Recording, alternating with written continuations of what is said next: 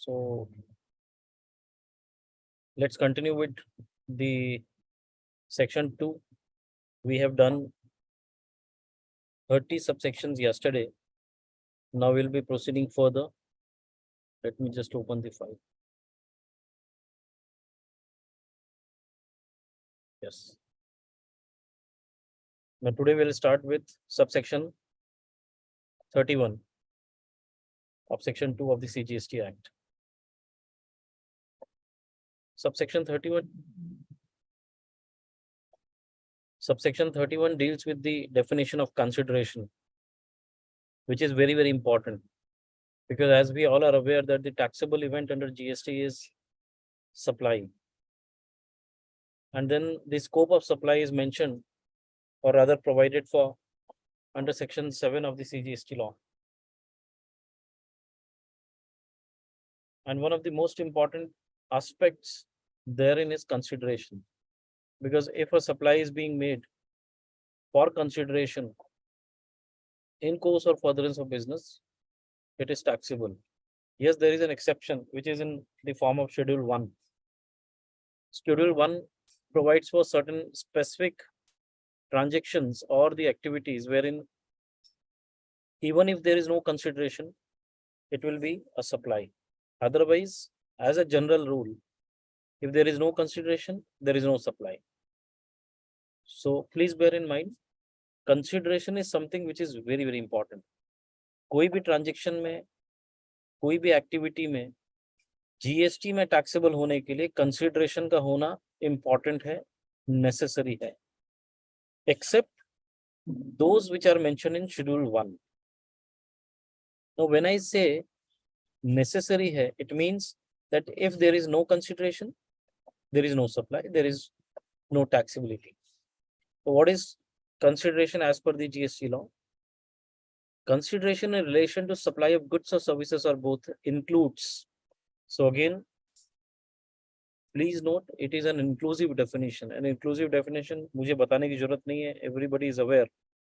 Inclusive definition means that the definition wherein if a similar context is there, then that also can be included, even if it is not included in the definition or even if it is not specifically mentioned in the definition.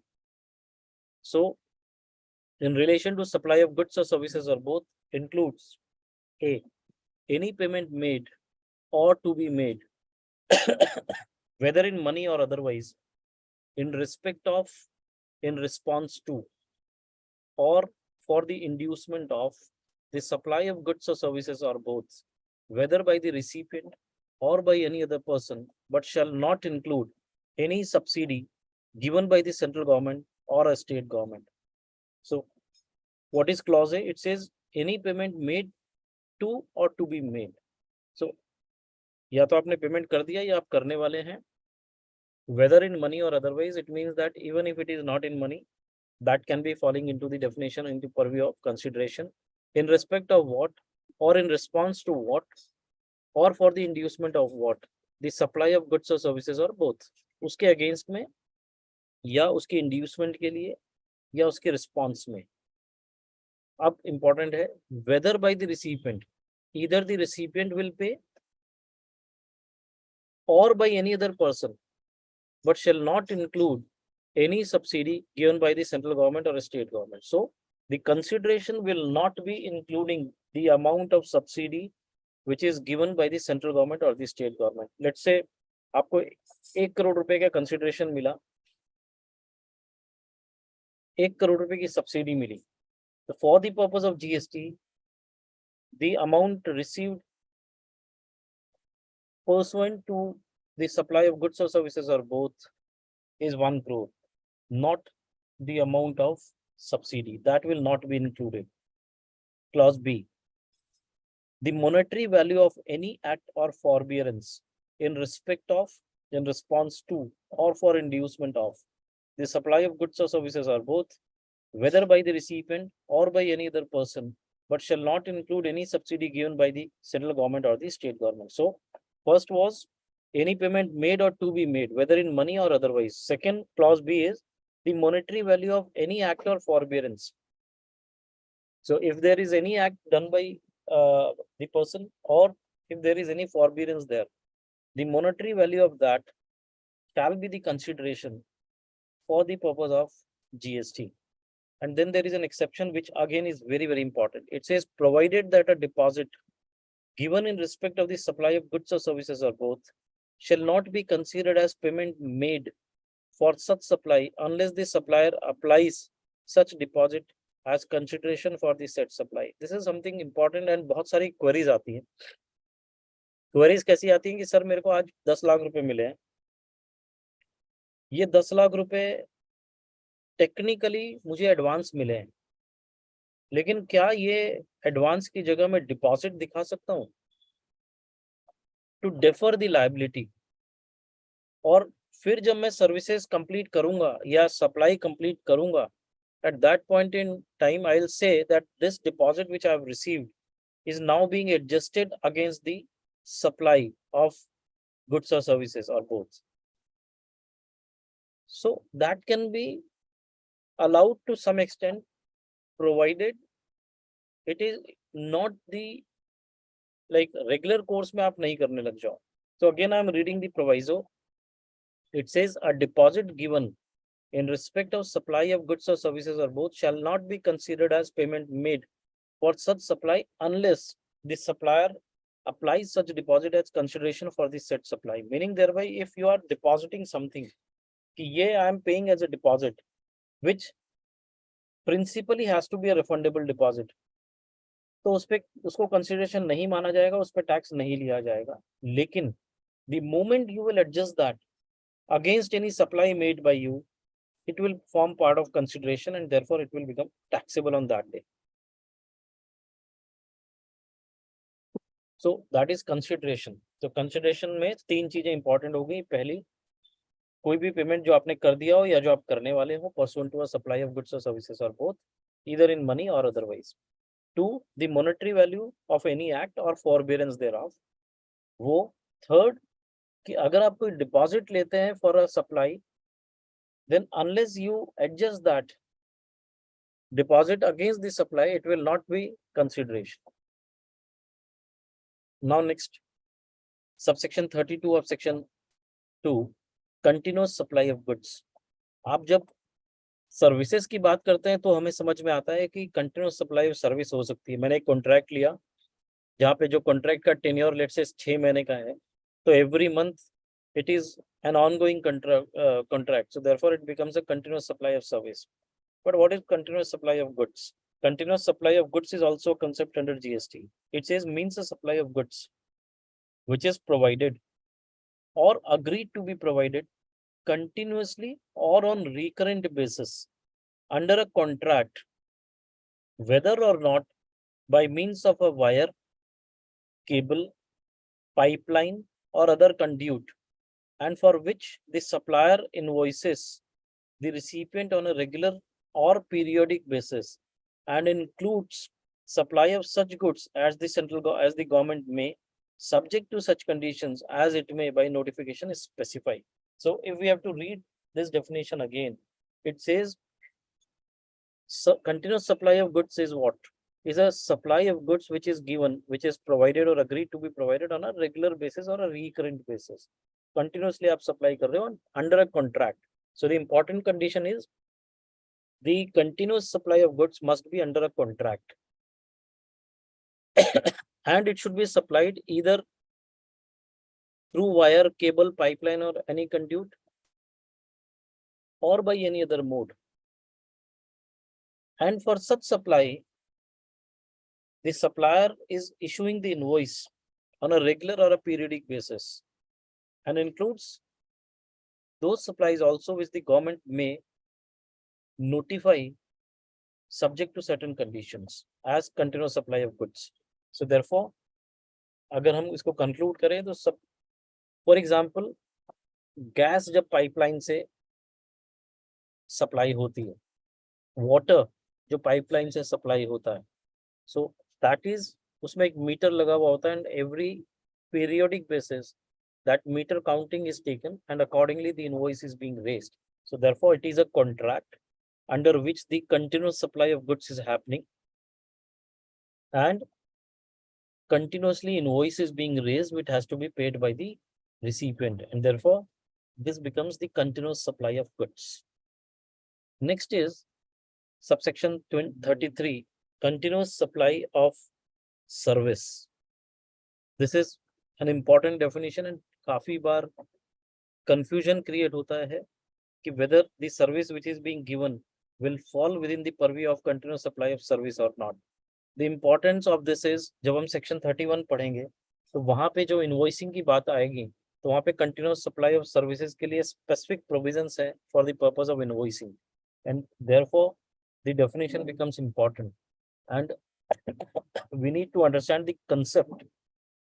It says means a supply of services which is provided or agreed to be provided continuously or on recurrent basis under a contract for a period exceeding 3 months with periodic payment obligations, and includes supply of such services as the government may, subject to such conditions as it may by notification is specified. So if we have to analyze, it says any service which is being provided or which is agreed to be provided continuously or on a recurring basis under a contract.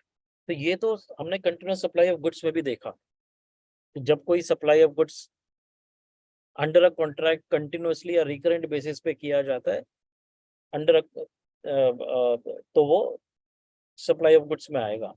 इसी तरीके से ये भी similar है, जहाँ पे either it is provided or agreed to be provided on a continuous basis or on a recurrent basis under a contract. But important is for a period exceeding 3 months with periodic payment obligations. So this is something which is very important. Unless there is a period which is exceeding 3 months for this contract, अगर 2 महीने का contract होगा तो continuous supply of services में नहीं fall करेगा. So it has to exceed 3 months. It has to be under a contract. It has to be a regular contract or a recurrent contract, and it has to have the periodic payment obligation. Then it will be continuous supply of service. If all the conditions and ingredients are met in a supply, then you can say that this is continuous supply of service. And this will obviously include if any particular supplies are notified by the government said to be a continuous supply of service or defined as a continuous supply of service. So this was continuous supply of service. Next is subsection 4, conveyance. Includes a vessel, aircraft, and a vehicle.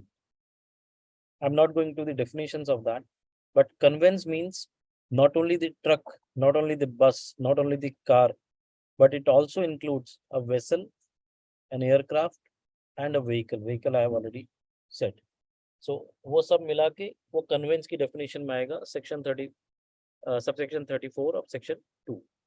Section 2, subsection 35 defines cost accountant.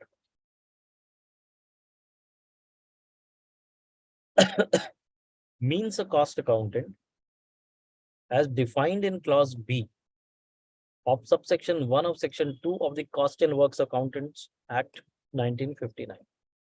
So this has been inserted. पहले clause C था, अभी clause B insert किया गया 1 फरवरी 2019 से, and वो व्यक्ति cost and works accountant act में जो डिफाइंड है, he will be treated as the cost accountant for the purpose of this act unless the context otherwise requires. Council means the Goods and Services Tax Council established under Article 279A of the Constitution of India. Now, when I say Goods and Services Tax Council, we need to understand that this is the most important body under GST. Rather, I would say most powerful body under GST. Because कुछ भी GST के लिए decide करना है, कुछ भी recommend करना है, चाहे वो law से related हो, चाहे वो rules, procedure से related हो, चाहे वो tax rate से related हो, anything and everything that has to be recommended, that has to be implemented, that has to be done in the GST regime has to be done only and only on the recommendation of the GST Council. So therefore, whenever the word council is used, it means that it is GST Council as per Article 279 capital A of the Constitution of India. Credit note means a document issued by a registered person under subsection 1 of section 34. Now, this is also a very, very important document. जब हम section 34 पढ़ेंगे तो वहां हम समझेंगे कि credit note कौन सी situation में इशू हो सकता है और कौन कर सकता है, because this is very very important to understand that in GST either it is credit note or it is debit note. Both are allowed to be issued only by the supplier. A recipient cannot do that. So therefore, a supplier in certain circumstances can issue a show cause notice, can issue a credit note as per the provisions of section 34. Or to be precise, in case of goods, या तो आप goods return कर रहे हैं, या goods की quality ठीक नहीं है, या आपने जो रेट चार्ज किया है वो ज्यादा है, उसे कम करना है. So in these three situations, you can issue a credit note in case of supply of goods. In case of services, you can issue credit note if the services which is being provided is found to be deficient, one, or if you have charged extra amount for the supply of service. Either of these two situations. So इन दोनों situation के अलावा कोई तीसरी situation नहीं है जहाँ पे आप credit note issue कर सकें. So credit note is a document which is issued by the registered person. That means supplier in my case, in as per my understanding. और वो जब हम 34 पढ़ेंगे तो आपको और clear हो जाएगा. Under subsection 1 of section 34. Similarly, debit note means a document issued by the registered person under subsection 3 of section 34. Debit note, as we all are aware, कब इशू होगा? या तो आपने पहले जो कम चार्ज किया था, अभी वो प्रॉपर चार्ज करना है या बढ़ाना है, for that you can charge a debit note. Or let's say value, when we are calculating a value as per section 15 of the law, and there are some expenses which we have paid which otherwise was supposed to be paid by the other person, then in that case that will form part of value, and for that you can issue a debit note. Say for example, late payment interest, आपको 6 महीने का payment का term था, 30 दिन का payment का term था, 60 दिन का पेमेंट का टर्म था, उसके ऊपर डिले आपने अगर कर दिया तो if you are charging interest for that, you can issue a debit note. So these are the situations in which the debit note can be issued as per section 34. Subsection 39 deals with deemed exports. Means such supplies of goods as may be notified under section 147. There are certain supplies which are already notified as deemed exports. For example, when you are exporting through a merchant exporter, that becomes a deemed export. So we'll go through that also. EPCG exports and all those things which are notified by the government and said to be a deemed export as per section 147 or under section 147. Subsection 40, designated authority, means such authority as will be notified by the board. So who is going to be a designated authority? The board will decide. Document includes written or printed record of any sort and electronic record as defined in clause T of section 2 of the Information Technology Act 2000. Now this is again I would say very important, because GST law में एक document का concept और record का concept important इसलिए है because rule कहीं ना कहीं ये बोलता है कि अगर आपने डिजिटली या इलेक्ट्रॉनिकली अगर अपने बुक्स ऑफ अकाउंट्स मेंटेन किए हैं, सो जिस डिवाइस पे एंड जिस सॉफ्टवेयर पे, आई नॉट से डिवाइस बट जिस सॉफ्टवेयर पे आप वो मैनेज कर रहे हैं या वो रिकॉर्ड्स को मेंटेन कर रहे हैं, the software must have the log files. The importance of log file is, while doing audit, you can find out a trail that एक एंट्री अगर की गई तो क्या उसको फिर एडिट किया गया, एडिट किया गया तो ओरिजिनल एंट्री क्या थी, what was the purpose of audit, so that you can find out a report and you can ask the person that why you have edited, what was the purpose of doing that. And therefore, unless the log file generation is there in the software through which you are maintaining the electronic records, I am of the view that those electronic records may be rejected by the authorities, saying that these are not proper as per the GST law. And therefore, हमेशा आप ध्यान रखें कि जो भी software के through आप manage कर रहे हैं अपने अकाउंट्स को, मेंटेन कर रहे हैं, चाहे वो इलेक्ट्रॉनिकली कहीं भी हो, सर्वर बेस्ड हो या आपका इन हाउस सर्वर बेस्ड हो या क्लाउड बेस्ड हो, in all these situations you will have to remember one thing, that the log file creation, the log facility is mandatory in that software so as to be accepted as a document, as a record, which is legally acceptable in GST. But document per se has been defined, which is inclusive of, which includes the written or printed record of any sort and electronic record. So therefore, this is important because if you are maintaining the records electronically, you will have to make sure that you comply with the law which is laid down in GST. And in GST, the law which is laid down in GST, or which is prescribed, is that the electronic records must be maintained on a software which has the log files. Otherwise, that may not be a proper electronic record as per the definitions, as per the provisions of the law. Next, subsection 42 of section 2, drawback. In relation to any goods manufactured in India and exported, means the rebate of duty, tax, or cess chargeable on any imported goods or any domestic inputs or input services used in the manufacture of such goods. So basically, what is a drawback? Drawback is when you are engaged into manufacturing of something and exporting that product. So whatever rebate of duty or tax or the cess which is chargeable on any imported inputs or domestic inputs or input services, that will become your drawback. तो आपको या तो कोई duty का rebate या tax का rebate मिल रहा है या सेस का, जो चार्ज किया जाएगा अदरवाइज इंपोर्टेड गुड्स पे, इनपुट्स पे, या आपके डोमेस्टिक इनपुट्स पे या इनपुट सर्विसेज पे, वो जो भी रिलैक्सेशन आपको मिलेगा that will be considered as a drawback. Electronic cash ledger means the electronic cash ledger referred to in subsection 1 of section 49. So जब हम ये section 49 read with rule करेंगे, at that point in time we'll be discussing this in detail.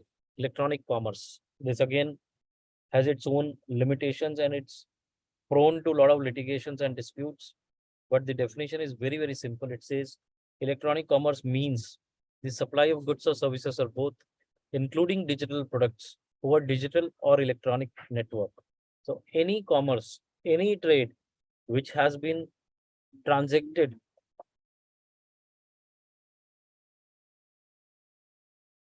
through digital or electronic network is electronic commerce. So whatever you supply, whether it is goods or services or both, including the digital products also over the digital or electronic network, then that will become the electronic commerce. And who is the electronic commerce operator? Means any person who owns, manufactures, operates or manages digital or electronic facility or platform for electronic commerce. I'm repeating. Electronic commerce operator is a person who either owns, operates, or manages. So own, operates or manages. So ownership is mandatory as per me. Either he should be operator or he should be a manager. Digital or electronic platform facility or platform for electronic commerce. That person is electronic commerce operator. Again, I'm repeating for the clarity. Means any person who owns, operates, or manages. So owns or manages digital or electronic facility or platform for electronic commerce. Any person who manages that, who owns it and manages it, he will become a person who will be falling within the purview of electronic commerce operator. Next is electronic credit ledger. Means the electronic credit ledger referred to in subsection 2 of section 49. I'll be leaving it also. We'll be discussing when we'll be discussing section 49. Now, exempt supply. As we have discussed the definition of aggregate turnover yesterday, you all might be remembering the aggregate turnover also includes the exempt supplies. But what is exempt supply as per the GST law? It means supply of any goods or services or both, which attracts nil rate of tax or which may be fully exempt from tax under section 11 or under section 6 of the Integrated Goods and Services Tax Act, and also includes non-taxable supply. So therefore exempt supply को कैसे define किया गया है, उसमें clear बोला गया है supply of goods और सर्विसेज और both which attracts nil rate of duty or which may be wholly exempt from the tax under section 11 or under section 6 of the Integrated Goods and Services Tax Act and includes non-taxable supply. So it is 1, nil rate of tax; 2, fully exempt from tax under section 11; 3, fully exempt from IGST under section 6; 4, non-taxable supply. So even a non-taxable supply will become an exempt supply. What is non-taxable? It is further defined, and we'll be discussing that also when the definition will come. Existing law means any law, notification, order, rule, or regulation relating to levy and collection of duty or tax on goods or services or both, passed or made before the commencement of this act by Parliament or any authority or person having the power to make such law, notification, order, rule, or regulation. So meaning thereby, by existing law, they mean before the introduction of this particular law, which is GST law or CGST Act, whatever was the law which was prevalent, for that they have used the term existing law in this law, in this act. So जहाँ पे भी आप existing law पढ़े, समझ जाए कि वो erstwhile law की बात कर रहा है, चाहे वो central excise हो सकता है, service tax हो सकता है, VAT हो सकता है, whatsoever. But that is the law which was existent, which was made before the commencement of this act by the Parliament. Next is family. Family means the spouse and children of the person. Income tax के जैसे family का definition या relative का definition broad नहीं है. Relative they have specified under section 15. सो जब हम section 15 देखेंगे तो हम रिलेटिव के डेफिनेशन में जाएंगे कि who are the related persons, who are the relatives as per the GST law. But family per se means the spouse and children of the person and the parents, grandparents, brothers and sisters of the person, if they are fully or mainly dependent on the said person. If the parents, grandparents, brothers and sisters are not dependent on the person, that will not constitute family. If they are partly dependent, then also it will not constitute the family. If they are mainly dependent, there is a difference between fully dependent and mainly dependent. So if they are mainly dependent for their livelihoods, then in that case, it will be falling into the purview of family. Otherwise, no. Fixed establishment means a person. We have read this term, if you can remember, fixed place of business. तो हमने पढ़ा था casual taxable person. It's not fixed place of business here, but it is fixed establishment. Subsection 50 of section 2 means a person other than the registered place of business. Means a place other than the registered place of business, which is characterized by a sufficient degree of permanence and suitable structure in terms of human and technical resources to supply services or to receive and use services for its own needs. So technically ना जाके अगर हम सम and substance समझे तो fixed establishment वो जगह है जहां पे आप परमानेंटली काम करते हैं या जहां पे आपकी स्ट्रक्चर या इंफ्रास्ट्रक्चर इस तरीके से है कि वहां से आप सप्लाईज कर सकें. That is your fixed establishment. So a place which can be other than the registered place of business, जो registered नहीं है, it can be a place, but which is characterized by sufficient degree of permanence and suitable structure in terms of human and technical resources to supply services or to receive and use services for its own needs. Fund means the consumer welfare fund established under section 57. तो जब हम section 54 पढ़ेंगे, refund की बातें पढ़ेंगे, वहां पे हम ये सेक्शन 57 और फंड के बारे में जानेंगे. So what is the reference of the term fund, why it is defined in law? Goods. Now, after the definition of aggregate turnover.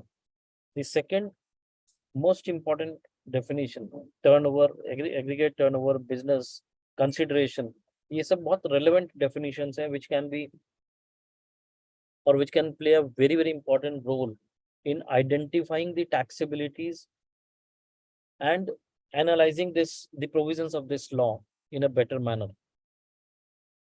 और जैसा कि हम जानते हैं कि the name of the act is goods and services tax. The term goods is defined in subsection 52 of section 2. Very very important definition. It says means every kind of movable property other than money and securities, but includes actionable claims, growing crops, grass, and things attached to or forming part of the land which are agreed to be severed before supply or under a contract of supply. So goods का simple सा definition है any kind of movable property. All kinds of movable properties are falling within the purview of goods except money और security.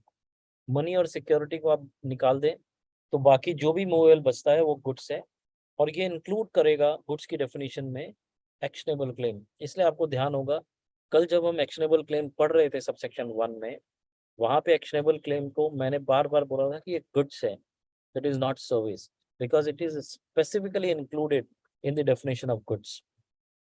सो therefore goods includes actionable claims, growing crops, crops भी included है, grass भी included है, and things which are attached otherwise to the land but which are agreed or which can be severed before supply or under a contract of supply. Say for example, आपके कोई fruits लगे हुए हैं जो taxable है, कोई vegetables हैं जो taxable है, वो land का part है, it is forming part of the land, but you can sever it, you can take out from that before making the supply, and then it becomes goods, और उसके ऊपर goods का tariff लगेगा. So therefore goods, the most important definition, it is every kind of movable property except money or security. Clear? But it includes the actionable claims, growing crops, grass, and things attached to or forming part of land which are agreed to be severed before supply or under a contract of supply. Now, please remember, जब हम money and securities की बात करते हैं तो एक important term आता है इस लॉ में विच इज वाउचर. तो उस पर डिस्प्यूट है. काफी लोगों ने कहा है कि भैया वाउचर तो it is neither the goods not services. Just bear in mind, आप नोट करके रखें, जब हम फर्दर डिस्कशन करेंगे या जब हम टाइम ऑफ सप्लाई पे जाएंगे तो वहाँ पे वाउचर की टाइम ऑफ सप्लाई का प्रोविजन है. At that point in time I'll try that we'll discuss the voucher and the disputes or the what I can say, confusions regarding to the voucher, either it is going to be covered as a goods or services or it is neither goods or services. Please note this, we'll discuss when we'll be discussing the time, either time of supply or maybe any time thereafter. Next is government. Government means the central government because this is CGST Act. वही जब SGST Act में पढ़ेंगे then government will mean state government. Next is goods and services tax, compensation to states act. It is again goods and services tax, compensation to state act 2017. Next is goods and services tax practitioner, section 48 आप देखिए. Any person who has been approved under section 48 to act as such practitioner. I'm not sure कितने लोगों ने register किया है, but शुरू में जब GST आया था तो many persons have registered as a GSTP. But today I'm not sure how many of those are registered as a GSTP, because initially when we read the law, we thought that unless we are GSTP, we will not be able to practice. Unless if we are GSTP, then we'll get the additional work. But slowly and progressively, when the GST was implemented and thereafter when we saw the way and the manner in which the GST was progressing, we came to know that GSTP is not at all important. So मुझे नहीं लगता कि बहुत सारे लोगों ने GSTP लिया हुआ है. Anyways, the definition is the person who has been approved under section 48 to act as such practitioner or GSTP. Next, again very important definition is of India, because कहीं पे भी हम taxable territory का definition पढ़ेंगे या जहाँ पे भी हम place of supply देखेंगे तो this will become very important. So India means the territory of India as referred to in Article 1 of the Constitution. ये तो बहुत clear है. Then comes territorial waters, seeped and subsoil underlying such water. ये सब भी India में आएगा.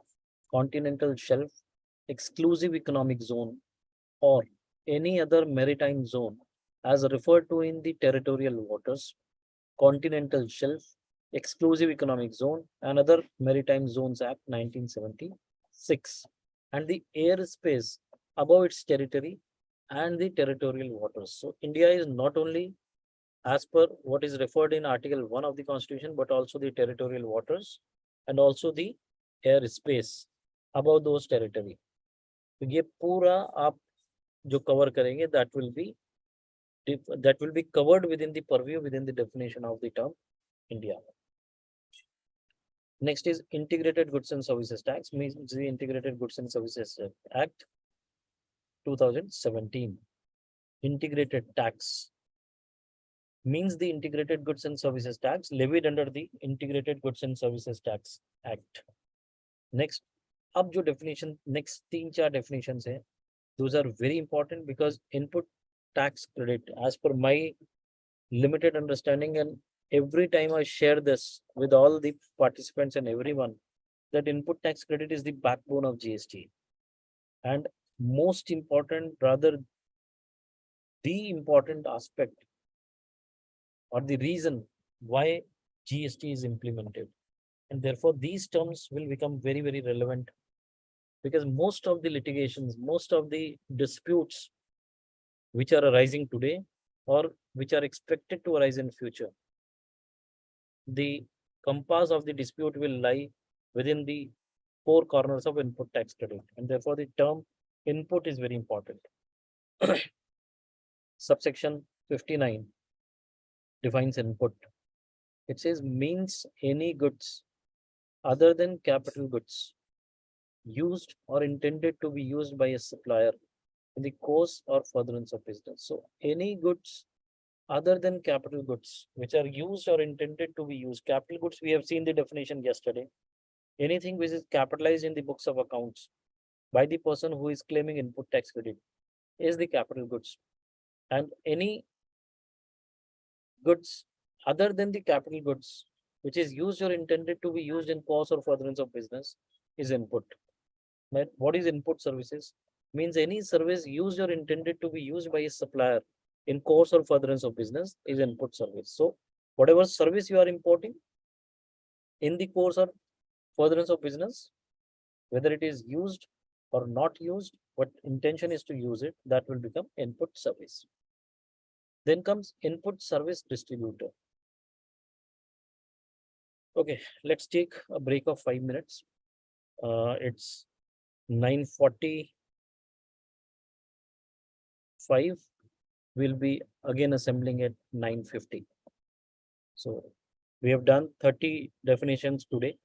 30 we have done yesterday. We'll be able to cover at least 10, 15 more or maybe 20, 25 more in the remaining time today. And then thereafter, we'll continue tomorrow. And tomorrow, I'm sure that this chapter 1, which is section 1 and section 2 will be completed. Then next week, we'll start with section 3 onwards. Let us take a break.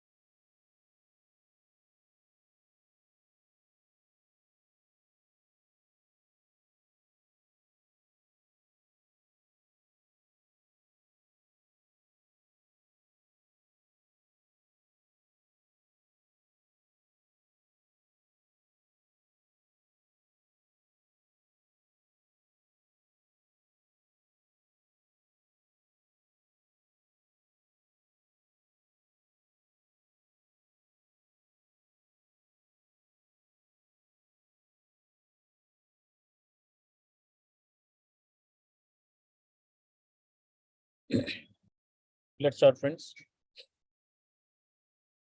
So now we have to continue with subsection 61. But prior to continuing with this, there is one announcement that I have to make. The page on which through which you are viewing this, now from tomorrow, you will have to log in with your mobile number, with your email ID, which you have provided at the time of registration. The email ID that you have provided at the time of registration as username, and the mobile number that you have provided at the time of registration as your email ID. So this is, you need to remember. Mobile number as a password and email ID as a username. Email ID as a username and mobile number as a password that you will have to enter to view the sessions. And we are also trying that the sessions will be available throughout, that on the login side, you can log in and you can view the sessions as per your convenience also, and at a later point in time also, because we have received few requests from certain participants which might be facing some issues, or which are females, which are who are not able to attend continuously, so they can refer those previous sessions also, or previous videos also. Anyways, so remember, user ID would be your email ID and password would be the mobile number, whatever you have provided at the time of registration. You will get the information tomorrow. Please log in and check once beforehand, in advance, so that शाम को panic ना हो जब session के आसपास. Now moving to subsection 61, input service distributor. आप सबको मालूम है, this is an old concept. It has been continued since the regime of service tax. Who is an input service distributor? Technically अगर समझे, बहुत छोटी सी चीज है. जब आपके मल्टीपल ब्रांचेस होती हैं या आपके मल्टीपल रजिस्ट्रेशंस होते हैं, and there are some common inputs for which the credit is to be taken, which can be, or which is rather for every branch. Say for example audit fees. सबसे simple example हो सकता है audit fees. तो audit fees भले ही HO पे करता है, लेकिन अगर 10 ब्रांचेस है तो 10 की ब्रांचेस और प्लस HO, उन सबकी मिला के एक ऑडिट फीस जनरेट होती है. So it becomes a common credit, and therefore for that there is a concept of input service distributor. The inputs which are proportionately to be distributed to the respective branches or the beneficiaries of that particular credit. So that is input service distributor, but it is defined in law as per subsection 61. It says means an office of the supplier of goods or services or both, which receives tax invoice under section 31 towards the receipt of input services and issues a prescribed document for the purpose of distributing the credit of central tax, state tax, integrated tax, or union territory tax paid on such services to a supplier of taxable goods or services or both, having the same permanent account number as that of the said office. So, whenever a common input service is received, then that has to be distributed, the credit has to be distributed to the other beneficiaries having the same permanent account number. So, uski process ke liye, you will have to take a registration as an input service distributor. Next is input tax. Very important definition. आपने input समझ लिया, आपको tax पता है, आपको अब पता करना है कि इनपुट टैक्स क्या है, तभी आप जा पाएंगे कि इनपुट टैक्स क्रेडिट क्या है. So input tax in relation to a tax registered person means the central tax, state tax, integrated tax, or union territory tax charged on any supply of goods or services or both made to him and includes. So therefore, any supply of goods or services or both, whatever is the tax which is being charged, that is your input tax in case of a registered person. And it further includes the integrated goods and services tax charged on import of goods. So जब आप goods import करेंगे उस पे आप IGST पे करेंगे, that also is a part of input tax. The tax payable under the provisions of subsection 3 and subsection 4 of section 9, meaning thereby RCM, जो आप RCM में टैक्स पे करते हैं, that becomes input tax and therefore the credit is allowable as an input tax credit. So अब simple सा question है कि भाई आप 9394 में एज अ परचेजर आप पे करते हैं, एज अ रिसिपिएंट पे करते हैं अंडर रिवर्स चार्ज, तो उसको क्रेडिट क्यों मिलता है, कौन से प्रोविजन में मिलता है? Because this is equated as an input tax. The tax which you are paying for the procurements or for the inward supplies of goods or services or both, as per the provisions of section 9.3 and 9.4, although it is a reverse charge tax which is paid as a recipient, but since it is covered within the purview of input tax, you are becoming eligible for claiming input tax credit. Clause C, the tax payable under the provisions of subsection 3 and 4 of section 5 of the integrated goods and services tax, meaning thereby RCM under integrated tax. So CGST का RCM है 9 में, 3 and 4, और IGST का RCM है 3 and 4 of section 5 में, subsection 3 or 4 section 5 में. D, the tax payable under the provisions of subsection 3 and 4 of section 9 of the respective state goods and services tax. तो जो RCM आप भरते हैं उसमें दो कंपोनेंट भरते हैं, अगर वो IGST का नहीं है तो, एक स्टेट का एक सेंट्रल का. सेंट्रल का section 9394 of CGST and state का 9394 ऑफ SGST, दोनों इनपुट टैक्स है आपके. और the tax payable under the provisions of section 3 and subsection 4 of section 7 of the UTGST. तो या तो सेंट्रल के साथ स्टेट होगा या सेंट्रल के साथ UTGST होगा in case of the intra state supplies. तो इधर 9394 of CGST SGST or 9394 of CGST and 7374 of UTGST. E, but does not include the tax paid under the composition levy. So whatever tax you pay under the composition levy is not input tax. So अगर आपने कोई ऐसी procurements की जो किसी ऐसे dealer से की जो कंपोजिशन में रजिस्टर्ड है, that means you have paid composition tax, so that will not be falling within the purview of input tax and therefore the credit will not be allowed for any amount which is paid as tax in case of procurements from the composition registered person. So I believe now it is very clear कि input tax में क्या क्या आएगा. सबसे important है आप जो भी CGST, SGST, IGST या UTGST पे कर रहे हैं, जो आपके इनवॉइस में लगा है वो सब आएगा. आपने जो इंपोर्ट किए उसके ऊपर जो GST भरा वो आएगा. रिवर्स चार्ज में जो भी आपने GST भरा, चाहे वो CGST, चाहे वो IGST, चाहे वो UTGST, वो आएगा. लेकिन कंपोजिशन लेवी में अगर आपने कोई टैक्स भरा वो आपका नहीं आएगा. This is what is the provision and how the input tax is defined. So any tax, I will conclude by saying this, any tax which is being paid for the procurements is input tax. Any tax which is paid as an RCM is input tax. Any tax paid while importing goods or services is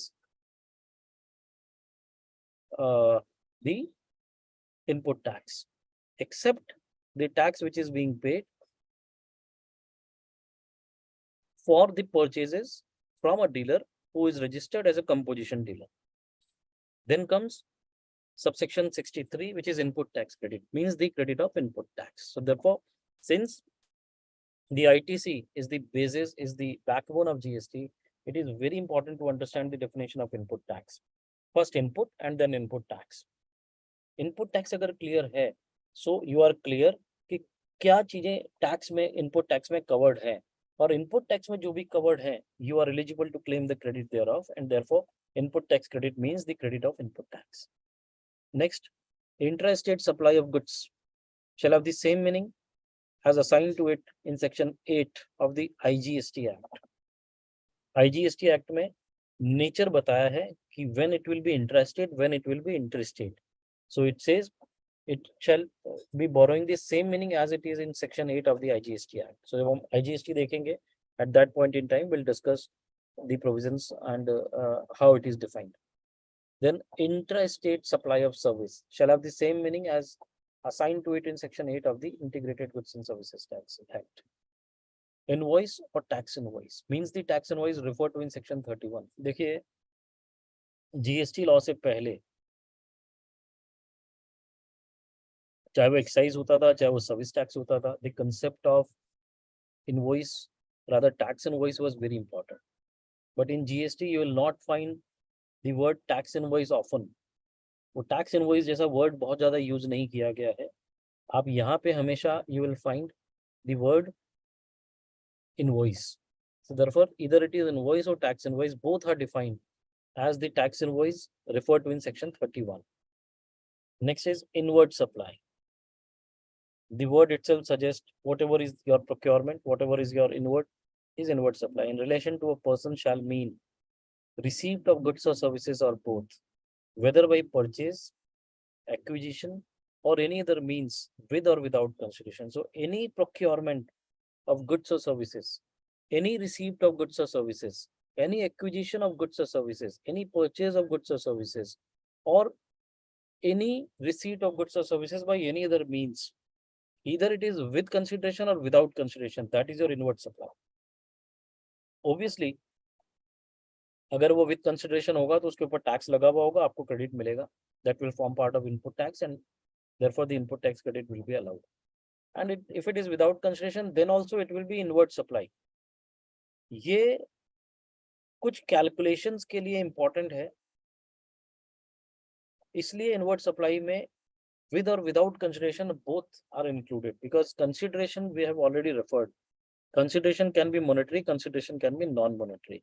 So therefore, whenever such calculations will arise, whenever such permutation and combination will arise, at that point in time, we'll also have to rely on this definition that inward supply can be the receipt of goods even without consideration. So that will also be treated as inward supplies. Next is job work. Means any treatment or process undertaken by a person on goods belonging to another registered person, and the expression job worker shall be construed accordingly. See, बहुत important definition है, because बहुत confusions है.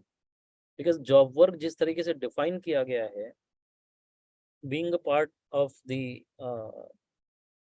GST and Indirect Tax Committee, that point in time when GST was introduced, even today I'm the part of that committee. तो ये job work पे काफी representations किए गए थे, because job work, the way and the manner in which it defined, can we not say that if you are having a computer, let's say, or a printer, and if it is being sent for the purpose of repair, that will also fall within the definition of job work, as per my understanding. Although maybe I am incorrect, or maybe I don't know, but that is also job work as per this definition. Let's see why, how. Means any treatment or process undertaken by a person on goods belonging to another registered person. I am a registered person. I have a printer. I am sending that printer for the purpose of a process or a treatment, which is being undertaken by a third person. So therefore, means any treatment or process undertaken by a person on the goods belonging to me, and the expression job worker shall be construed accordingly. And that person will become job worker, and it will be a job work. If it is a job work, then all the process of job work, जो भी ITC 04 और जो भी आपको compliances करनी पड़ेंगी, वो सारी compliance आपको करनी पड़ेंगी, तभी it will come out of the definition of supply. Otherwise, the moment it will go out, either it can be goods sent on approval or it can be a supply. Because I have not seen any allowability of sending the goods to a third person for the purpose of repair being falling out of the definition of supply. As per me, unless you fall within the purview of job work, it will be deemed to be a supply. Now, subsection 69, local authority. It means a panchayat as defined in clause D of article 243 of the Constitution. A municipality as defined in clause E of article 243P of the Constitution. C, a municipal committee, a Jila Parishad, a district board, and any other authority legally entitled to or entrusted by the central government or any state government with the control or management of a municipal or local fund. D, a cantonment board as defined in section 3 of the Cantonments Act 2006. E, a regional council or a district council constituted under 6th schedule to the Constitution. F. Development Board constituted under Article 371 or Article 371 of the Constitution and Article 371 of the Constitution. So in these words, Article 371 is inserted with effect from 1st February 2019.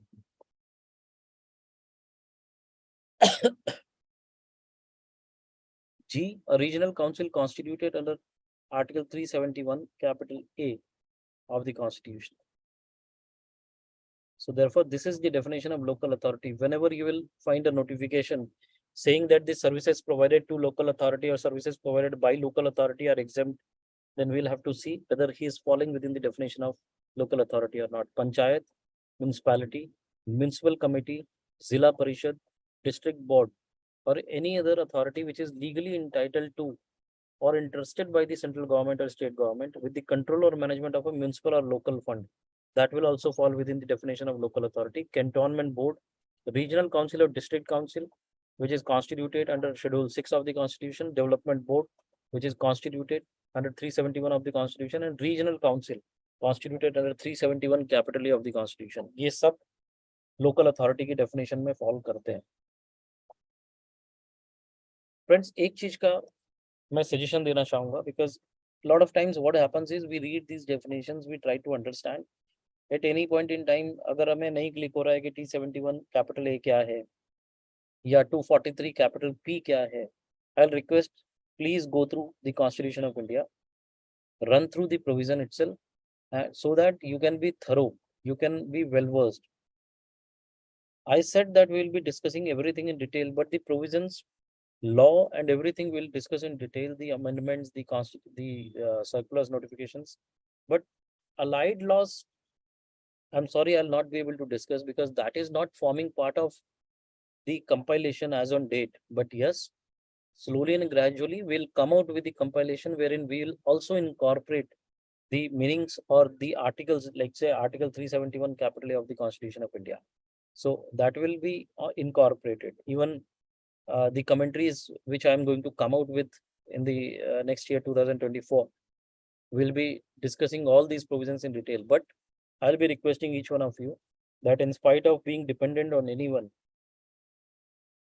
always do research on your own. और एक और request है, in spite of depending too much on the other books or reference books or the commentaries, I'll request please refer Where Act. हमने इस compilation के अंदर, I'm not taking the credit, but this is something which is very important to understand, that we have not commented anything on the act. There is no commentary in this book. We are coming out with a commentary separately.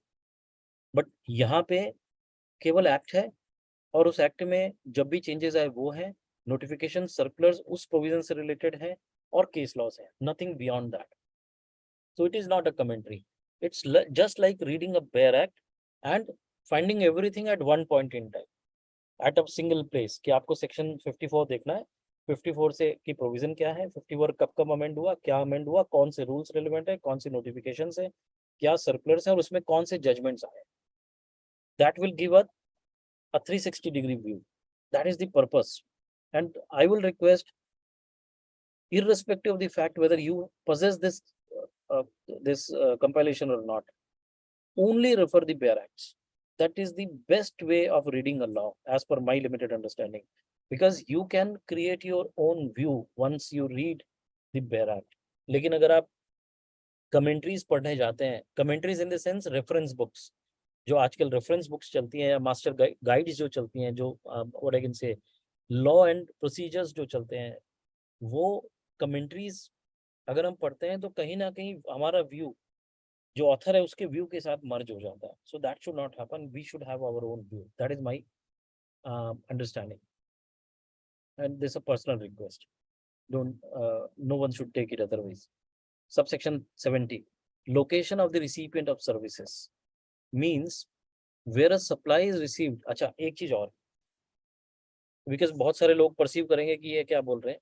ये मैं इसलिए बोल रहा हूँ क्योंकि पहले आप अपना व्यू बना लीजिए.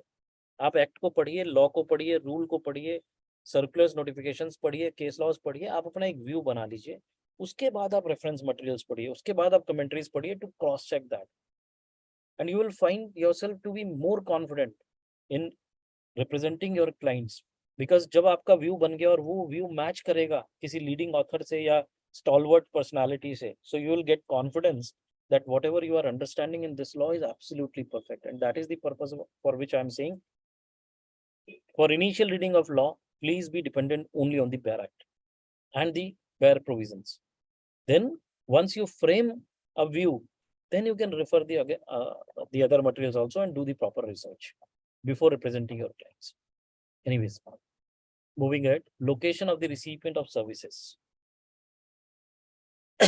means where a supply is received at a place of business for which the registration has been obtained, the location of such place of business. So, what is the location of recipient of service?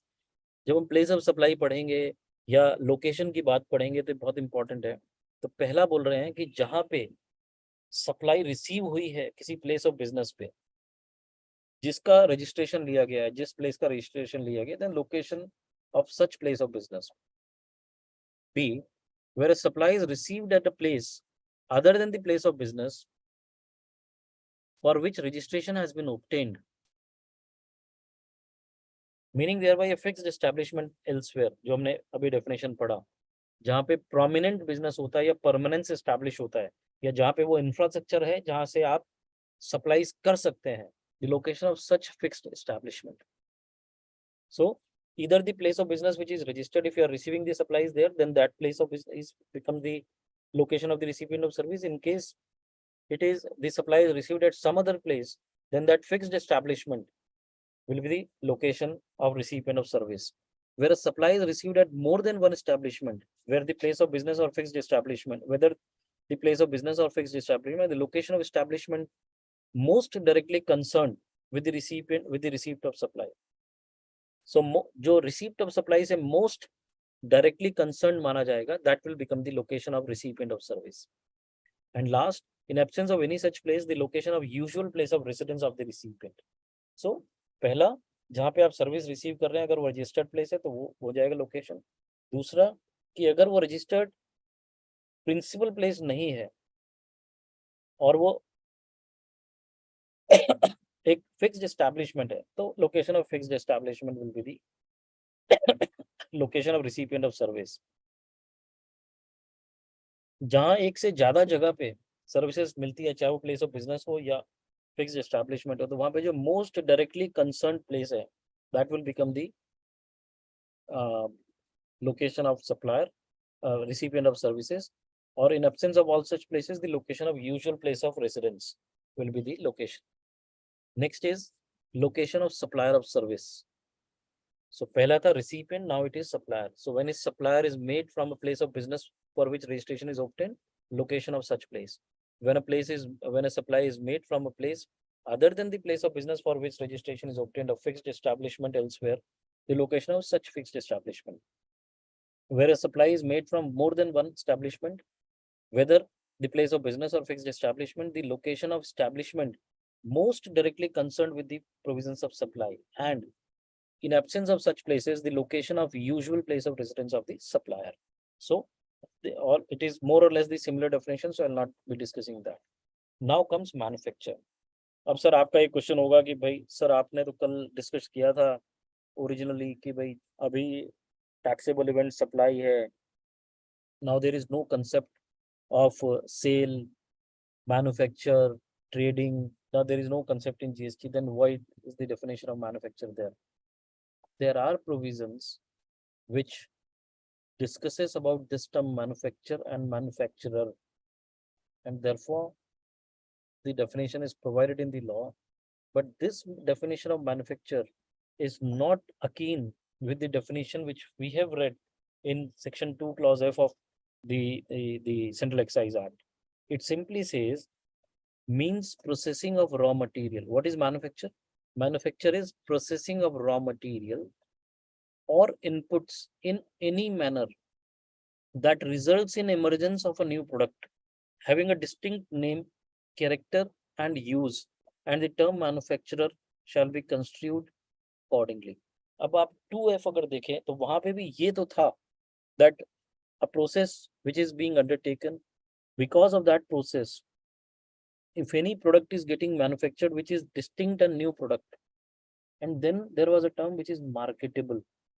यहाँ पे marketable की बात नहीं कर रहा, यहाँ पे manufacture की बात सिंपल सा कर रहा है कि मैन्युफैक्चर का मतलब होता है processing of a raw material और inputs in any manner which is resulting into emergence of a new product, and that new product should have a distinct name, character and use, and the term manufacturer shall be construed accordingly. The person who is doing such activities of processing of the raw material or inputs, he will become the manufacturer.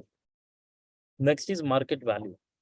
This also is very important, but जब हम बात करते हैं section 15 की, which defines value or which dictates value, it simply says that the transaction value is value. There is no concept of market value there, but still market value has been defined because the rule says that in case the conditions which are specified in section 15 subsection 1 is not satisfied, then we'll have to refer section 15 subsection 5, which says that refer to the rules, and rule says market value. There is a concept of market value.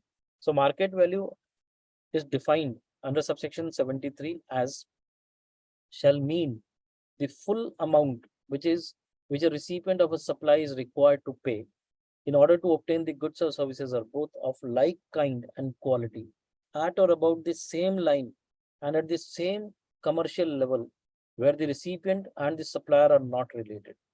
So if it is an independent supply, so independent supply of like kind and quality goods at the same point in time, uska jo value hoga, that will become the value of market. So that will become market value. Full amount which a recipient of a supply is required to pay in order to obtain the goods or services or both of the like kind and quality at or about the same time at the same commercial level where the recipient and supplier are not related. So आपने कोई transaction enter किया, similar transaction अगर उसी moment पे उसी commercial impact का अगर enter हो रहा है और सप्लायर और रिसीवेंट रिलेटेड नहीं है, तो जो प्राइस होगा that will become the market value. Simple सी वर्ड्स में, आप सब लोग एक्सपर्ट्स हैं जो अटेंड कर रहे हैं ये सीरीज या ये सेशन, आप सबको पता है कंसेप्ट है, उसको बोलते हैं arms length price. So arms length price is a price which is reasonable, and when two independent persons are entering into a transaction, that price becomes an arm's length price. As per me, market value is nothing but an arm's length price. Next is mixed supply. Yesterday we have discussed about the composite supply. Today we have to read the definition of mixed supply. What was composite supply?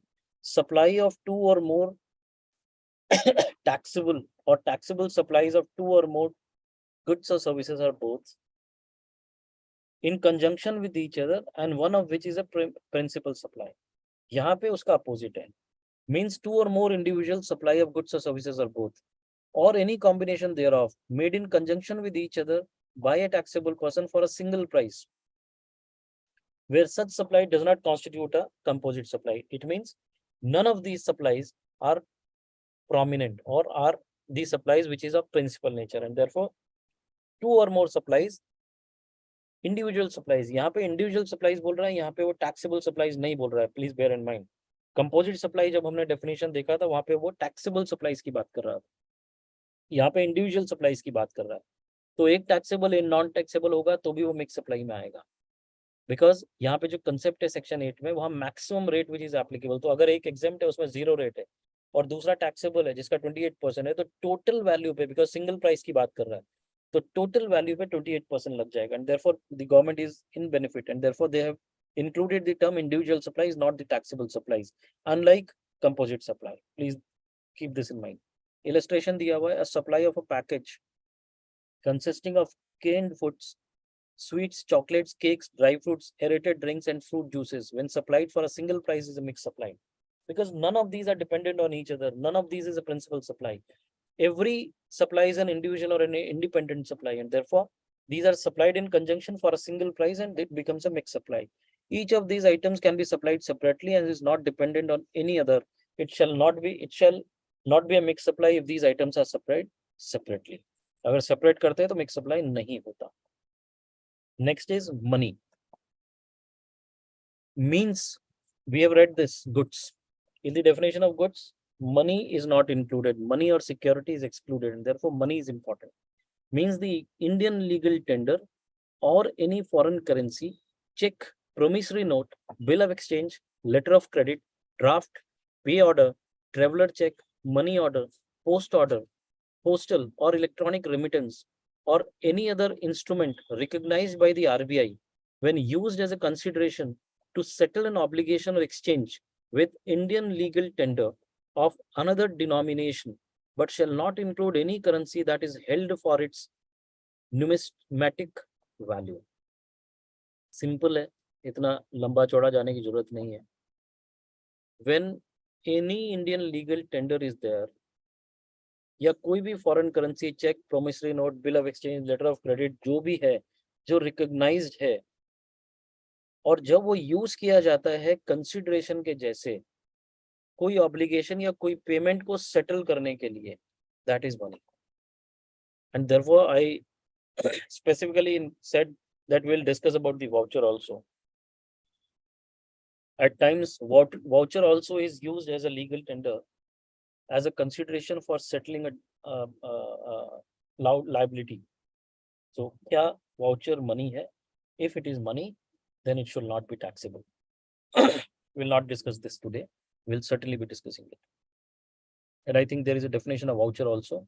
I'll try कि अगर voucher की definition के समय कर पाए, time रहा तो तब करेंगे, नहीं तो हम बाद में करेंगे जब टाइम और सप्लाई पढ़ेंगे. Next is motor vehicle. Shall have the same meaning as assigned to it in clause 28 of section 2 of the Motor Vehicles Act 1988. So please refer this. Non-resident taxable person.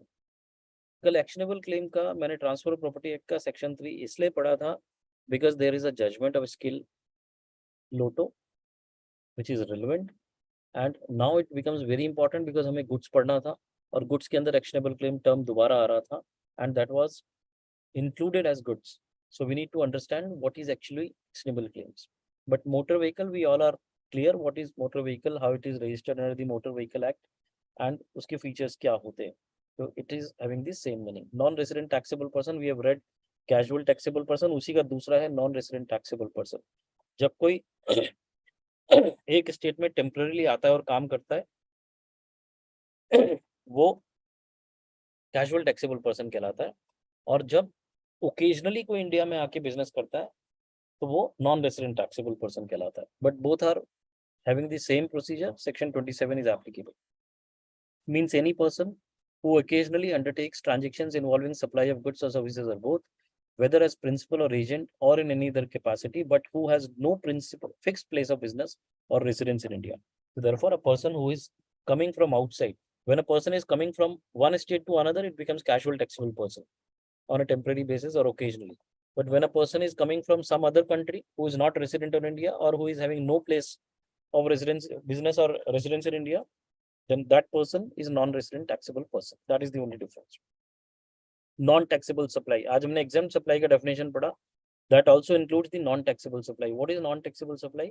Means a supply of goods or services or both, which is not liable to tax under this act or under the GST Act. So any supply of goods or services or both, which is not liable to tax, is non-taxable supply. Exempt is liable to tax, but exempt by way of a notification. Nil rate in tariff. But non-taxable means a supply of goods or services which is not liable to tax, जिसके ऊपर tax ही नहीं है. Non-taxable territory means a territory which is outside the taxable territory. Taxable territory का definition आगे आएगा. So the territory which is outside the taxable territory. Notification means a notification published in the official gazette, and the expression notify and notified shall be construed accordingly. So any notification which is getting published in the official gazette is a notification. Other territory includes territory other than those comprising in a state and those referred to in subclauses A to E of section of clause 114. So 114 में जब हम जाएंगे, so we'll read that. I think we should stop here today. Subsection 81 we have done. From 82 onwards, It is till 121. We'll be trying to complete tomorrow itself. So with this, friends, I conclude the session for today, and I'm thankful to each one of you for the patience hearing. And please be with me. Let us read together the entire GST law one by one, minute by minute, letter by letter, word by word, and try to understand from all the angles of notification sectors, everything, and have a 360-degree view. Thank you. Thank you very much.